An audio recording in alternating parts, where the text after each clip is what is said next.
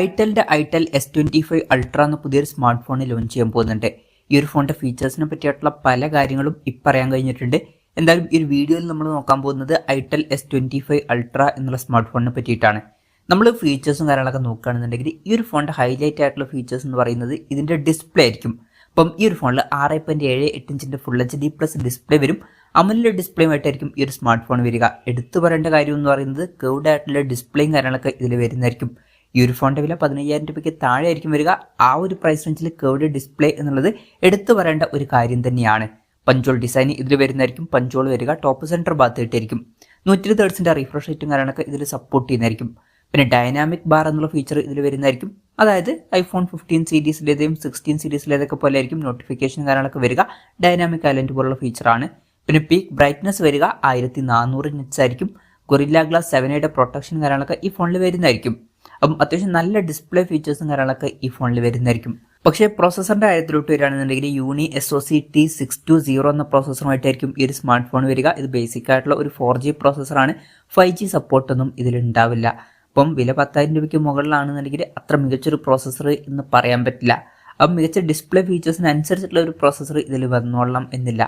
പിന്നെ 8 GB റാം വരെയും 256 GB internal വരെയൊക്കെ ഇതിൽ വരുന്നതായിരിക്കും. LPDDR4Xന്റെ റാമും UFS 2.2 സ്റ്റോറേജ് ടൈപ്പ് ഒക്കെ ഇതിൽ വരും. വെർച്വൽ റാം എന്നുള്ള ഫീച്ചർ ഇതിൽ വരുന്നതായിരിക്കും. അതായത് എക്സ്ട്രാ റാം വേണ്ട സമയത്ത് ഇന്റേണൽ മെമ്മറിയിൽ നിന്ന് കുറച്ച് മെമ്മറി എടുത്തിട്ട് റാം ആയിട്ട് യൂസ് ചെയ്യുന്നതായിരിക്കും. അങ്ങനെ 8 GB റാം വരെ എക്സ്ട്രാ നമുക്ക് ലഭിക്കുന്നതായിരിക്കും. പിന്നെ ആൻഡ്രോയിഡ് 14 ബേസായിട്ടുള്ള സോഫ്റ്റ്വെയർ ഒക്കെ ഇതിൽ വരുന്നതായിരിക്കും. ഇൻ ഡിസ്പ്ലേ ഫിംഗർ പ്രിന്റ് സെൻസറുമായിട്ടായിരിക്കും ഈ ഒരു സ്മാർട്ട് ഫോൺ വരിക. ഫോണിൻ്റെ വെയിറ്റ് വരിക 163 ഗ്രാം ആയിരിക്കും. അപ്പം അത്യാവശ്യം വെയിറ്റ് കുറഞ്ഞൊരു ഫോണായിരിക്കും. അതുപോലെ തന്നെ തിക്നെസ് വരിക 6.9 mm മാത്രമായിരിക്കും. അപ്പോൾ തിക്നെസ്സും വളരെ കുറവായിരിക്കും. പിന്നെ IP64 റേറ്റിംഗ് ഇതിൽ സപ്പോർട്ട് ചെയ്തേക്കാം. ഈ ഒരു ഫോണിൻ്റെ ബ്ലാക്ക് കളർ വേരിയൻറ്റും ബ്ലൂ കളർ വേരിയൻറ്റും അതുപോലെ തന്നെ ഒരു ടൈറ്റാനിയം കളർ വേരിയൻറ്റും ലോഞ്ച് ചെയ്തേക്കാം.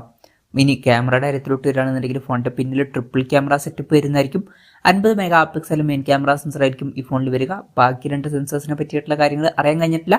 എന്നാലും 2 മെഗാ പിക്സൽ ഒരു മാക്രോ ലെൻസ് ആയിരിക്കാനാണ് സാധ്യത. മറ്റൊരു സെൻസർ ഒരു A സെൻസറും ആയിരിക്കാനാണ് chance. Ultra wide angle lens ഒന്നും ഇതിൽ വന്നോളണം എന്നില്ല. പിന്നെ ഫ്രണ്ടിൽ 32 മെഗാ പിക്സൽ സെൽഫി ക്യാമറയും വരുന്നതായിരിക്കും. പിന്നെ ബാറ്ററിയുടെ കാര്യത്തിലോട്ട് വരികയാണെന്നുണ്ടെങ്കിൽ 5000 mAh ബാറ്ററി ആയിരിക്കും ഇതിൽ വരിക. 18 വാട്ടിൻ്റെ ഫാസ്റ്റ് സപ്പോർട്ടേ ഇതിൽ വരുള്ളൂ. ടൈപ്പ് C ചാർജിംഗ് പോർട്ടും ഇതിൽ വരുന്നതായിരിക്കും. അപ്പം ഇതൊക്കെയാണ് ഫീച്ചേഴ്സിനെ പറ്റി പറയാനുള്ള കാര്യങ്ങൾ. ഇനി വിലയുടെ കാര്യം പറയുകയാണെന്നുണ്ടെങ്കിൽ ഈ ഫോണിൻ്റെ വില 15,000 രൂപയ്ക്ക് താഴെ ആയിരിക്കും വരിക എന്നാണ് ഇപ്പോഴുള്ള റിപ്പോർട്ടിൽ പറയുന്നത്. നമ്മുടെ എക്സ്പെക്ടേഷൻ പറയുകയാണെന്നുണ്ടെങ്കിൽ ഫീച്ചേഴ്സൊക്കെ വെച്ച് നോക്കുമ്പോൾ 12,000 13,000 രൂപ പ്രൈസ് റേഞ്ചിലായിട്ട് ഈ ഫോൺ വന്നേക്കാം. അപ്പം ഈ ഒരു ഫോണിൻ്റെ ഫീച്ചേഴ്സ് മൊത്തത്തിൽ നോക്കുമ്പോൾ അത്യാവശ്യം നല്ല ഡിസ്പ്ലേ ഫീച്ചേഴ്സ് വന്നേക്കാം. പക്ഷേ ബാക്കി ഫീച്ചേഴ്സ് അത്ര മികച്ചതായിക്കൊള്ളണം എന്നില്ല. ഏറ്റവും കുറഞ്ഞ പ്രൈസ് റേഞ്ചിൽ കർവ്ഡ് ഡിസ്പ്ലേ ഉള്ള ഫോൺ വേണം എന്നുള്ളവർക്ക് മാത്രം പറ്റിയിട്ടുള്ള ഒരു ഫോണായിരിക്കും ഇത്. അല്ലാതെ ഒരു ബാലൻസ്ഡ് ആയിട്ടുള്ള ഒരു ഫോൺ ആയിക്കൊള്ളണം എന്നില്ല.